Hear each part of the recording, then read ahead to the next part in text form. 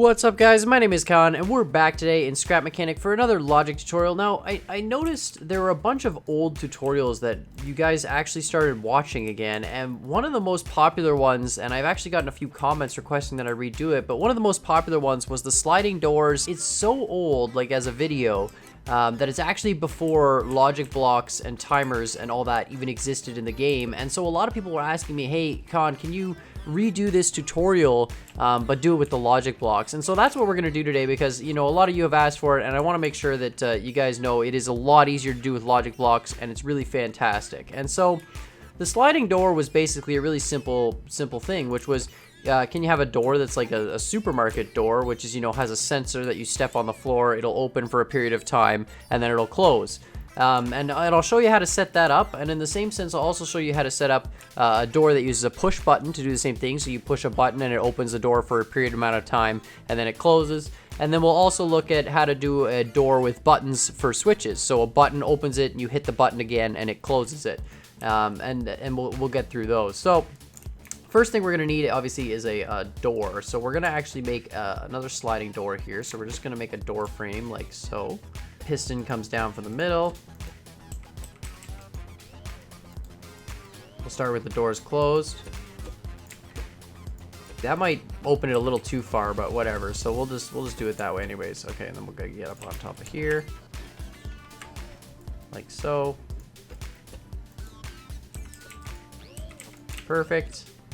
And this is your simple 4-bar piston mechanism. So you can do a 3-bar piston as well. The only difference between a 3 and a 4-bar piston, of course, being that the 3 has 3 bearings, and thus with 3 bearings, your controller angles are 90, 180, and 90, whereas with the 4-bearing system, each of the bearings is the exact same angle. So there we go. We've got our basic door set up here. All right, now let's just test this with a simple switch for now. So we'll just put a switch up there. And you can see there, so we got to adjust some angles. So that one's good, that one's bad, so that's like this. And then this one's the wrong direction, so that'll feed that out. Oh no, wrong direction there. This one's the right direction, that was the wrong direction. Okay, so that one's good on the left. Perfect. Okay, now we just need to check how the rotation works. So we're gonna make the door of glass again, because I like the glass doors, they look kind of cool. Alright, so now we've got a set of sliding doors here. And obviously, if we were to just put a sensor on it, the sensor's only going to be active as long as you're on the door. So, really simply now, we can actually set up some logic for it. So the easiest way to do this is use a little bit of, let's just move it over here. We'll just use a simple binary bit. So a simple binary bit is 3 gates, a NOR, a NOR, a NOR, and an OR gate. And all we do is like that. So we link the 3 gates into a loop. Now, if this is mounted to a creation, you're going to have a problem, and I'll show you what I'm talking about. So if you were to make a gate, let's say we just make a really simple platform here, right? And we put a gate. Now, technically speaking, a NOR gate fed into a NOR gate is a never-ending loop, right? Because if, for example, let's see here. So a NOR gate basically says if the inputs to the NOR gate are off, then the NOR gate is on. So if this one's on, this one's off. If this one's off, this is off, which means this one's on. But as soon as you spawn this on a lift, they both have to be, they're both put in the off position at the same time, which means they try and counteract each other, and you end up with this, a never-ending pulsing situation. And so if you're doing it a door just on the flat ground, it's fine, because you're never going to put this on a lift. You see, we're attached to the ground here, so it'll never go on a lift, and that gate will never have an issue. But if we want to put it on a lift with a creation, then you either need an override button, or you just need to do a really simple default setup, which is just a gate feeding into another gate, into a timer, and an exclusive gate. Right. So we just have any random gate here. It can be an AND gate, it can be whatever. It can be a switch even. It doesn't even matter. But you have a NOR gate here that's always on. Right? So that automatically gives you a signal. This becomes an exclusive OR. And this becomes like a half-second tick. I mean, you can really have it at any length of time you want. But you can do it like that. And then this exclusive OR feeds into the one side of your memory circuit. So we're going to feed it into that side. So now if we spawn this on a lift, this timing mechanism will send a pulse through the exclusive OR gate for as long as the timer is active. So you can see the NOR gate activates both this and the timer, or both the timer and the exclusive OR gate. And when the timer gets to full, it sends a signal to the exclusive OR gate as well, which causes it to shut off. So you can send a pulse through your system, and that'll automatically reset it there when you put on a lift. Now, really simply, all we need to do is make it so when you walk on a sensor, that activates the memory bit. So let's just put a sensor in the floor here. And we'll put another sensor in the floor here. And so all you need to basically say is if either of the two sensors, so we'll just put an OR gate here. Now you don't need an OR gate. You can connect them both into the logic gate into the memory bit directly, but we'll just put an OR gate anyways. So if either of the two sensors is activated, you see that OR gate will flash up there, right? So we can get that. Now, the memory bit is currently set in this position. If you provide a signal to the side that's lit up, it will switch sides. So for example, that will set it and that will reset it, right? So all we need to do is if you provide a signal from the sensors, you just set the memory bit, which will open the door, like so. But now the door will stay open forever because there's nothing to reset the memory bit. And so the reset is really as simple as it could be now with the new system, which is a timer. And you just put a timer, and let's say we put a 5-second timer or something, and it feeds off the OR gate and then feeds back into the memory bit to reset it. So really simple stuff. Now, of course, the inherent flaw with this system is if your timer is 5 seconds, then you have to wait 5 seconds before you can use the door again. For example, so we open this up, and now the door will stay open for 5 seconds. And now it's closed, but you can see even if I try and go through it, the timer is still constantly resetting it. So I have to wait a total of 5 seconds. Now, of course, the way to fix that would be to use an interrupt timer, which would just be, you know, a timer. I've shown these before, but let's say, I don't know, let's do 5 1-second timers. Let's do that. So then we'll have a 1-second cooldown instead of a 5-second cooldown. So we go 1 second, 1 second, 1 second, 1 second. Let's do 5. Okay, like this, right? And then we go AND gate, AND gate, AND gate, AND gate, AND gate. And really simply, the OR gate activates the first one. And the OR gate has to be on to do the AND gate. And then the OR gate has to be on, the OR gate has to be on. So the bit has to be on, which means the door has to be open for the timers to continue flowing. So as soon as the door closes, all the timers will reset at their exact spot, just like that. And then this output here feeds back to that, like so. So now if we open it up, we got 5 seconds, and it'll go through the 5-second timer, and then when it closes, you can see they all drain at the same time. So now you get a 1-second cooldown. So that's the easiest way to sort of to fix that issue, but you can do it a lot simpler with just a single timer. But of course, the interrupt timer does work a lot better. And there you go. There's your basic sliding door. A lot simpler in logic than before. And of course, if you want to put this on a creation, you can do that, no problem. If you want to do the same thing with a button, it's really, really simple. So all we got to do is instead of using this OR gate to feed into the system, we can just use another OR gate here. I mean, we can even strap a button into the same OR gate and it wouldn't even matter. But let's just for simplicity's sake, for argument's sake, let's do this. So this one will go into this OR gate, and this one will also go into this OR gate, and they will feed into here. And it's the exact same system. So we can hit the button, and it'll stay open for the 5 seconds there. Oh, this is gonna screw everything up, but that's okay.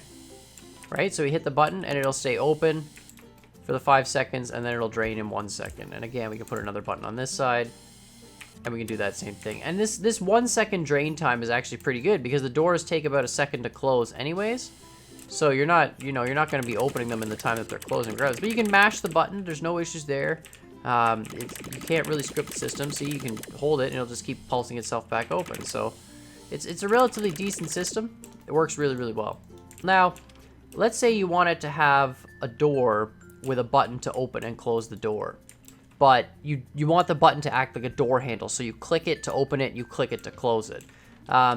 We can do that also very, very easily, and very, very simply, really. So we just need to go like this and set up another doorway. Now this one we're just going to set up as a standard door.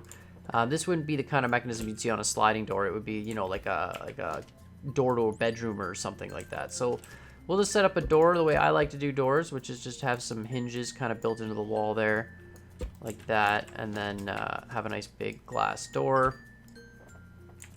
like so. All right, perfect. And we'll just put some buttons on it. So we'll just have a button there and a button there. And now the idea being that we want it so that when you press the button, it will open the door. And then when you press the button again, either of the buttons, it will close the door. So just like before, we're gonna need a memory bit. And this will store the door's position.